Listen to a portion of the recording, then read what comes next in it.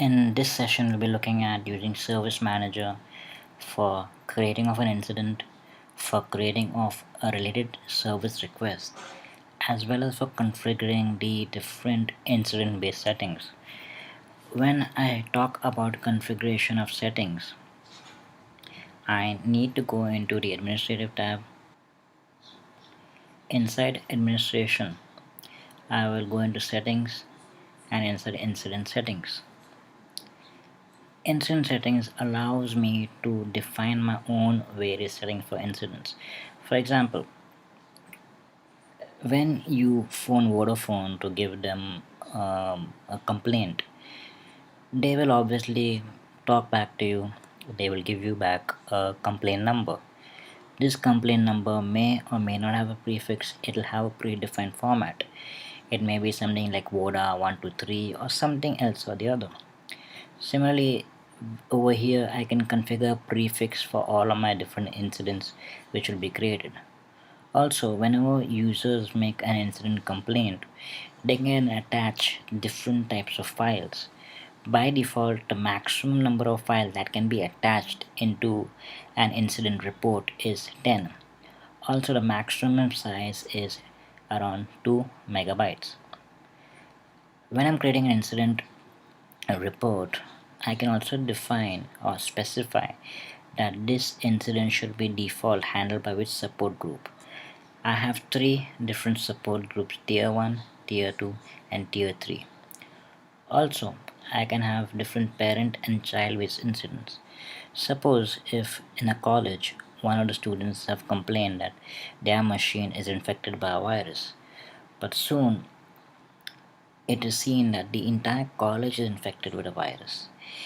It can be that the students' complaints are child based issues, whereas the main issue or the parent issue is the virus problem affecting the entire college. Now, if the virus issue affecting the entire college is solved, then my child issue should be solved accordingly. So I can set that whenever a parent incident is resolved, the associated child incidents will be resolved also. If I scroll down some more, I can specify the priority calculations. Now, if you look at the ITIM or the ITL type systems, I can map my urgency against my impact.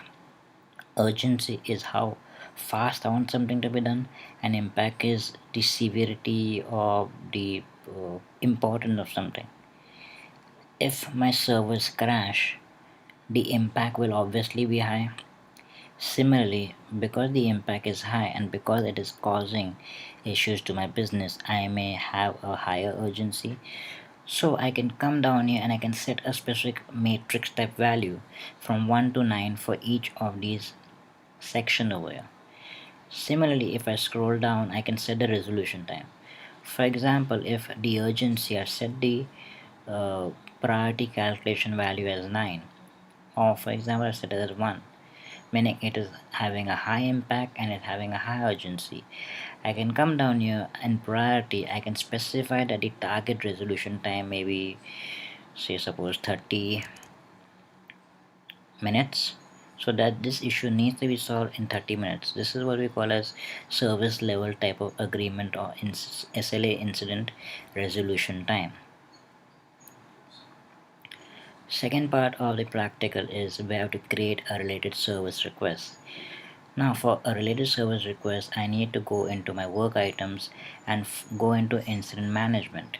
If I go into all open incidents, I can create a service request. Let's say I'm creating an incident right now, so I will click on the create incident option, which will show me the incident form.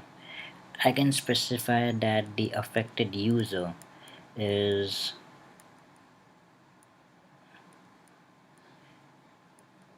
let's see if I have any pre-created users, which I don't think so. I'll be having, don't think I'll be having. Alright, I can specify the contact details, that is yadi, that is yabba dabba do at gmail.com. I can even specify phone number over here. I can specify the incident title, that is VM not working. And if you see on top, this is incident number 8, title is VM not working, and I can give it some sort of description text. Classification category will allow me to specify the classification category. Is it a hardware problem? Is it a printing problem? Is it a software problem? Let's say I'll classify it into other problems. Source is from where the person logged the complaint. Uh, in a corporate environment, service manager is also available via a web-based interface where people can go to the web-based interface and use it through the portal. Similarly, they can send an email to the service manager console where when you send an email, the title of the message will become the title of the incident. The content or body of the email will become the descriptive text, and the alternate contact method would be your email from which you send the email from. I can specify urgency high and impact as high. Accordingly, whatever setting is specified over here, same setting would be replicated over here. Support group, let's say I'm sending it tier 1, and let's say I'll just click on apply.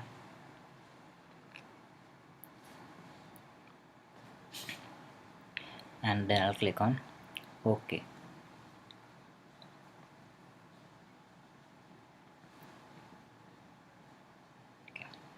Alright, so I have created this incident IR number 8 and it is currently active. Now when I want to create a service request, a related service request, the meaning related service request means it is in relation to something existing. So if I see in my tasks, I have this create service request option over here, where when I click on it, it will give me the create service request type, a create service request form. Now when you're creating a service request, or I need to have a template for the request offering. Currently I don't have any templates created, so what I can do is I will go into library, and you see where your service catalog. If you click on request offerings, currently there's no request offering, but there are some sort of, I believe, service offerings pre-created. No, not here. So what I'll do is I'll go into all request offerings, and I will go to request offerings, and I will create a request offering. And let's say I will go very fast through this. Let's say I'm creating a request offering for request for VM template for VM creation. Next, okay, let's see, I need to select a template. I will select a template which will be using a default service request. I'll click on next. I can have form instructions. I can type questions over, like I can ask the user to enter the RAM of a machine, the a machine name to be given. I can ask, I can have prompts to ask for different input. Let's say I will, it's a default service request, so I'll just keep it that way. I don't have any knowledge base articles, so I'll just leave it. I will publish this as published, and summary, I'll just click on create. So when I click on create, it'll create this service request based template, which when I go to create a related service request right now, it'll then let me to choose from the template and fill up the information of this template with the information which is important to me. So I'll go back into work items, I'll go back into open incidents, I will click on the incident which I just now created, and I will then click on the create service request option. I will select the template which I created as request for VM, and I'll click on OK. So after I click on OK, I'll start this service request form where the service request number is different, but whatever information and put inside of my incident form, that information gets transferred over to a certain extent. This request I wanted to be done immediately. Priority is a medium. Whatever their asterisk is, those fields are important to be done. If you don't do those fields, then you will not be, these buttons of apply and OK will not be clickable. If I go into related items, I can see that in work items my incident is mentioned. If my incident is mentioned, that means my service request is mapped to this incident. If I want, I can remove the link to it. I can even click on view and view the incident as well. Alright, so I have this incident made. Now I want to close the incident. We cannot close that incident directly. I need to first resolve an incident. If I click on, let's say, VM not working again, and then I will click on change incident status, and I need to resolve it first. Let's see, change incident status. I will click on resolve, and resolution category will be asked, which is not, I don't have any category mentioned. I'll give it a comment as ABC.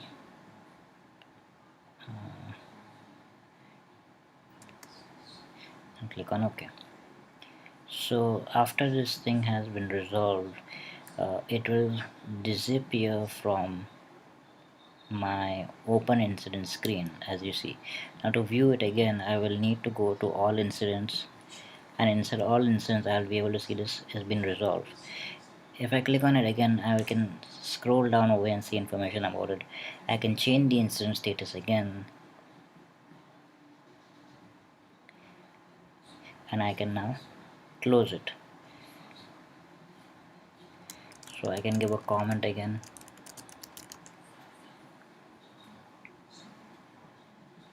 and click on OK. If I refresh it again, I can see that the incident is closed. So if I click on it, I can actually see the information about it down below. I can see if I keep on scrolling, I can see a lot of information about this incident is closed, but I'm still able to view information about it. So in this session we had looked at setting up the different incident based settings. We had looked about creating of an incident, creating of a service request template which will be applied when you create a related service request to an incident. If you do like this video, do leave a comment, do leave a like. If you would like to see much more videos about this, or maybe you would like me to improve in some way, I'm very much welcome to criticism. Thanks.